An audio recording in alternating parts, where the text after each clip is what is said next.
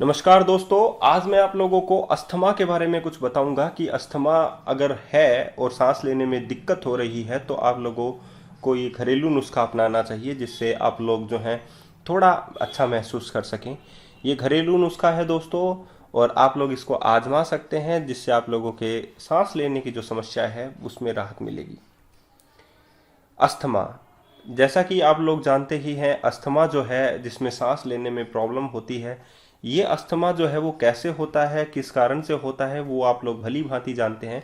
हमारे गलत भोजन खाने से भी ऐसा होता है, वायु प्रदूषण जो है उसकी वजह से भी ऐसा होता है, या हम कहें कि जो वातावरण में जो चीज़ें फैल रही हैं या टेंशन होने की वजह से भी ऐसा होता है। तो बहुत सारी ऐसी समस्याएं हैं जिनकी वजह से अस्थमा जो है वो हमारे शरीर में बन जाता है। जिससे होता क्या है ये हम लोग आप लोगों को डायग्रामेटिक व्यू से हम पूरा बताएंगे कि एक्चुअल में अस्थमा के अंदर क्या होता है।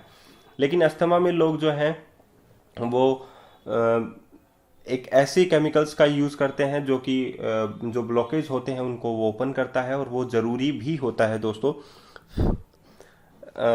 अब मैं आप लोगों को एक घरेलू नुस्खा जो है वो बताने जा रहा हूँ जो कि आप लोगों के लिए राहत प्रदान करेगा आप लोगों को। सबसे पहले जो अस्थमा होता है वो जो हमारे फेफड़े होते हैं वो सिकुड़ना जो है वो स्टार्ट हो जाते हैं। फूलना जो है वो इतना, क्योंकि हम लोग सांस लेते हैं तो वो फूलते हैं, इस अस्थमा में वो फूलते नहीं हैं। वो क्या होता है आगे हम लोग डिस्कस करेंगे। लेकिन अस्थमा जो है वो किन कारणों से होता है वो आप लोग भली भांति इन चित्र के जरिए जो है वो समझ सकते हैं कि कितना प्रदूषण जो है वो फैल चुका है, कितनी प्लास्टिक्स जो है वो यहाँ पर आ चुकी हैं। तो धुआं जो है वो हर जगह फैला हुआ है, तो इस में आप लोगों को सांस लेने की जो समस्याएं हैं वो बन जाती हैं। अस्थमा में होता क्या है, देखिए देखिए, जैसे ये जिसमें से हमारा जो सांस, जिसमें हम लोग कहते हैं कि ऑक्सीजन आती है और जाती है, वो जो द्वार होता है वो बंद हो जाता है, या कहीं कि बीच बीच में से जो वहिनिकाएं होती हैं जो सांस को ऊपर लेके जाती हैं या फेफड़ों तक पहुंचाती हैं, वो सिकुड़ जाती हैं। इस वजह से आप लोगों को सांस लेने में दिक्कत होती है दोस्तों।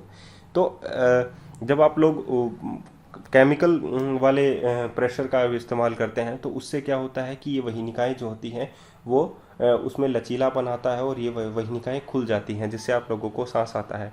तो जो अस्थमा के पेशेंट्स हैं तो प्लीज़ उनको आप लोग हमेशा ही साथ रखिए। जो डॉक्टर जैसा कहता है उसको आप लोग हमेशा ही अपने पास रखिए। लेकिन आप लोग घरेलू उपाय भी कर सकते हैं। ये घरेलू उपाय में आप लोगों के पास है कलौंजी, और ये कलौंजी आप लोगों के लिए बहुत ही अच्छा है और कारगर भी है। अगर आप लोग कलौंजी का इस्तेमाल आप लोग करते हैं तो आप लोगों की जो वहिनिकाएं हैं उसमें ढीलापन आएगा। आप लोगों की वहिनिकाएं जो सूजन जो आ चुका है उसमें वो राहत देगा। ये कलौंजी का उपाय आप लोग कैसे करें हैं और उसमें कौन कौन से पोषक तत्व होते हैं वो सभी बताएंगे।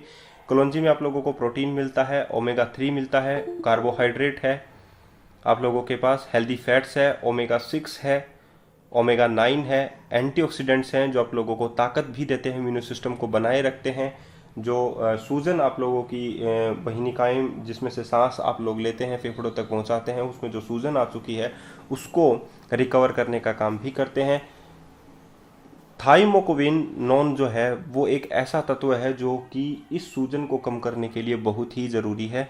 तो ये आप लोगों को कलौंजी में पाए जाते हैं जो कि आप लोगों के अस्थमा पेशेंट्स के लिए बहुत ही ज़्यादा ज़रूरी है। कलौंजी का इस्तेमाल आप लोगों को कैसे करना है, कलौंजी के बीजों को पीसकर उसको पानी और दूध के साथ आप लोग ले सकते हैं, अस्थमा में आराम महसूस होगा। शहद के साथ भी आप कलौंजी के बीजों का इस्तेमाल कर सकते हैं। तो दोस्तों ये थे उपाय, और आप लोग ऐसे कर सकते हैं कलौंजी का इस्तेमाल, और अस्थमा के पेशेंट जो हैं वो बच सकते हैं अस्थमा से या सांस लेने की दिक्कत से। तो दोस्तों ये वीडियो यहीं तक था। अगर अच्छा लगे तो प्लीज़ इसको शेयर ज़रूर कीजिएगा। धन्यवाद।